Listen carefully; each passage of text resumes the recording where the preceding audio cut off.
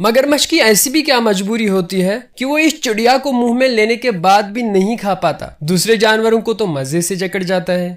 जब मगरमच्छ शिकार करते हैं तो बहुत सारे मांस के टुकड़े दांतों में फंस जाते हैं, जिससे उसके दांतों में कीड़ा लग सकता है। ब्रश तो बिल्कुल भी नहीं कर सकता। दरअसल मगरमच्छ अपनी डेंटल हेल्थ का बहुत ख्याल रखते हैं, इसीलिए नदी के किनारे अपना मुंह खोले बैठते हैं। उसके बाद डेंटिस्ट टीम, मेरा मतलब है फ्लावर बर्ड्स, आते हैं और मजे करके मगरमच्छ के दांतों को साफ करते हैं, जिससे इन चिड़िया का पेट भी भर जाता है और मगरमच्छ के दांत भी साफ हो जाते हैं।